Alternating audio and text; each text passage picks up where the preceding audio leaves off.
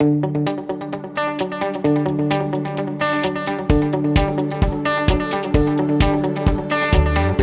afternoon. My name is John Whitman. I'm a staff system engineer at the Network and Security Business Unit here at VMware. Today I'm going to be talking about NSX architecture and the components that are involved. So first we're going to talk about the product features and what is NSX today. Network planes, data planes, control planes, what are they, how do they interact with each other, and what's their purposes. The management plane, how you as the consumer interact with it. NSX as a platform holistically, and then failures and recovery inside of these individual components. Now, NSX is more than just an intelligent switching platform. It's not just logical switching and logical routing. It's a complete suite of products. It's got load balancing, connectivity to physical infrastructure using L2 gateways, firewalling, DFW, VPN, data security, activity monitoring, and it's policy and group driven. Remember, it's also API and automation driven as well. So it's a platform, it's a suite of products. It's not just, oh, I'm getting into SDN.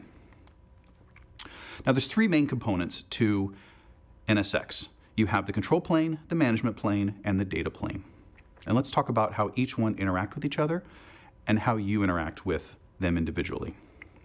Now, let's start off with the data plane. The data plane is where all of your connectivity between your virtual machines and your infrastructure takes place. This is your VXLAN, this is your distributed logical routers, this is your distributed firewalling, your distributed services, and your NSX edges. And remember, think of an NSX edge as the very tip of your software-defined networking environment. It is your on-ramp and your off-ramp into the rest of your data center. The control plane is how we control this logical environment. It's forwarding decisions. It's the control cluster that goes out and manages all of your logical networking components, and it's the separation between the control and the data plane. You then have your management plane. This is your single pane of glass. This is how you interact with your NSX environment. It's UI-driven and REST API-driven, and it gives you a single entry point in order to interact with the environment. And then there's the consumption platform. That's how you want to consume it. It can be a self-service portal. This can be vRealize automation, OpenStack, some sort of custom integration that you've written with inside of your company, third-party applications, or you just going and clicking in through the UI environment itself. Now, the NSX Edge is what bridges that control plane, that runtime state, and your data plane. Because the NSX Edge is your gateway into the environment, it's kind of split between control plane and data plane integration. Now, the data plane components consist of your vSphere distributed switch. Now remember, NSX is dependent on a VDS. It is not built and designed to work with your standard switches that are deployed in the environment. You have a VM kernel module. You have your VXLAN logical switching. You have your distributed logical router and your distributed firewalling, which we reference as DFW. Those are your data plane components. Now, your edge services gateway, your ESG, this is a VM that you actually deploy into the environment. All the previous modules, your distributed logical router, your DFW, VXLAN, that runs inside the kernel module of the ESX host itself. The ESG is an actual VM form factor that's deployed into the environment. It's highly available. It does your dynamic routing. It synchronizes OSPF and BGP with your upstream routers, and it gives you the L3 to L7 services like NATing, DHCP load balancing, VPN, and edge firewalling. The control plane components are once again VM form factors that are deployed, but they're small. 4 CPU, generally 4 gigs, and we deploy 3 controllers. Whether it's a local, standalone NSX implementation, or it's a universal construct where you're deploying multiple NSX instances, if it's a global control cluster or a standalone control cluster, it's 3 individual VMs that get deployed. This is what controls your data plane, and it isolates your data plane from your control plane. The benefits of this is it's a cluster. It's highly available, it scales out, it's VXLAN with no multicast, and it gives you ARP suppression. Now remember, because this is an actual VM form factor, it takes advantage of vSphere HA and DRS with anti-affinity rules to make sure that your cluster is maintained and healthy. Now the NSX management plane is what allows you to interact with the NSX environment. You have deeply integrated vSphere APIs and REST APIs that allow you to talk between your vCenter server, your NSX manager, and whatever type of consumption that you have at the top level, whether it be VRA, OpenStack, or an in-house custom application. Now, this NSX manager is a virtual machine that you deploy in the environment. It's what provisions your control cluster, and it's the single pane of glass that allows you to deploy all of your logical networking components out into the environment. It's where you do your VXLAN preparation. It's where you consume your logical networking, and it's where your networking services configurations are maintained and managed. It's also where you can have a single pane of glass to manage your third-party management consoles in our partner ecosystem, like Trend Micro, Symantec, McAfee, and Palo Alto. The NSX Manager does have a one-to-one mapping between itself and a vCenter server. So whether you're running a single site or multi-site deployment, each vCenter server that's in the environment that will be under NSX management will have an NSX Manager deployed. You can either configure and deploy through the UI or through the NSX API. It gives you a deeply integrated vSphere web client plugin. It's where you deploy and configure all of your VXLAN and distributed logical routing components, and it's where you configure your control cluster. Now let's talk about building the NSX platform. There's three key pillars to building out NSX into an environment. You have your prerequisites. Inside of your data center, you need to be able to run 1600 by MTU or larger. Now, in most data centers, this isn't a problem. Today, traditionally, jumbo frames is enabled inherently. You need a vCenter server. You need deployed and configured ESXi hosts. And then, as previously mentioned, you need a vSphere distributed switch that configured and enabled in the environment. Now, your one-time deployment is the NSX Manager itself, the control cluster, the host preparation, which is deploying VIBs and drivers out to the physical ESXi hosts, and then the logical networking preparation, which is a segment ID and a transport zone. And then finally, you're able to now deploy reoccurring and logical components like your logical networking and security services, your logical switches, your bridge networks, and your centralized distributed logical router. Now, let's walk through a quick deployment of NSX. You deploy your NSX Manager, which is a simple OVF deployment, into your vSphere environment. You then register it with your vCenter server and your platform services controller. The NSX Manager then deploys your control cluster. The NSX Manager then tells the control cluster to now configure itself and synchronize with your vSphere clusters, and it does a host prep. It's deploying drivers and VIBs out to that environment, so those hosts are now ready for VXLAN. It then deploys it to vSphere cluster 2, 3, and 4, and so on, and now preps the entire environment. Once your environment is now configured and ready, you can deploy your Edge Services gateways, which gives you that on-ramp and off-ramp into the rest of your data center environment. Now, what is a transport zone?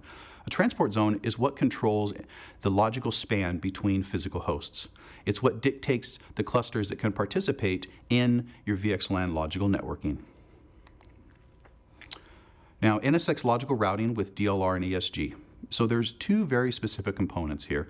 A DLR, which is your distributed logical router, is what is optimized for east-west traffic. That's what gives you the connectivity inside of your data center, whereas your NSX Edge is an actual appliance that's deployed in the environment that gives you centralized routing for your north-south integration and access points.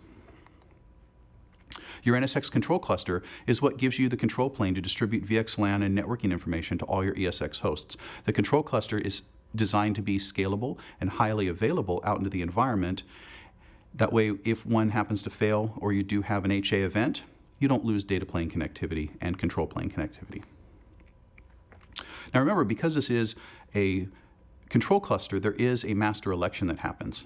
So when you do deploy the three controllers, there is an election that happens, and when one of them fails, another one will pick up that master election. This guarantees consistency and correctness and always gives you a single point of truth out in your environment. Recovering from a control cluster failure is very easy. The controllers are stateless. So when you do have a failure in the environment, you simply go in, you delete the existing controllers, even if they're still healthy. You create a new control cluster by simply going into your NSX Manager, going into your actions, deploying your cluster, your control cluster, and then telling it to update controller state. It's very simple, right out of the box.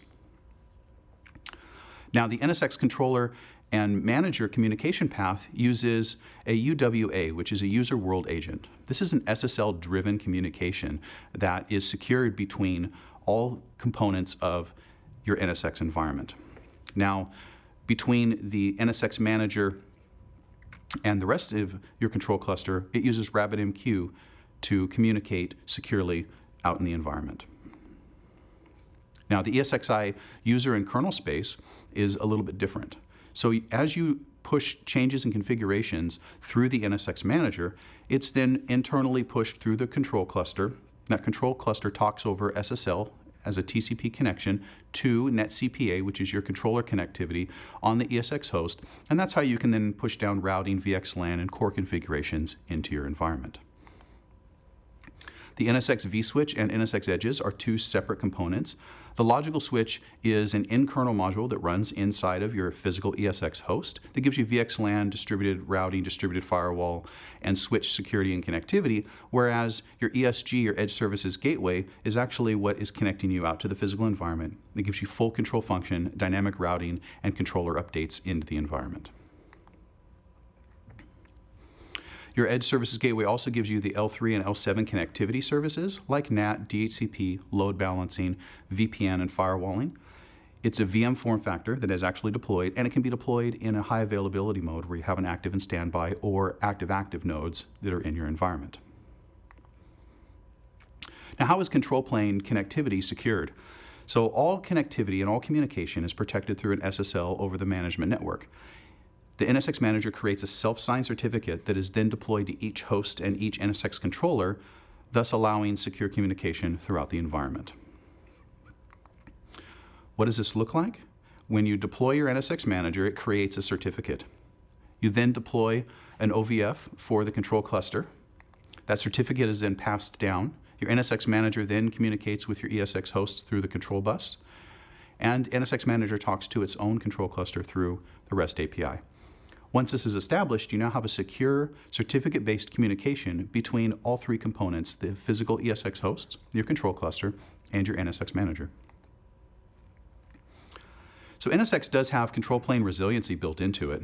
Here in this case, we have several virtual machines that are deployed across three physical hosts.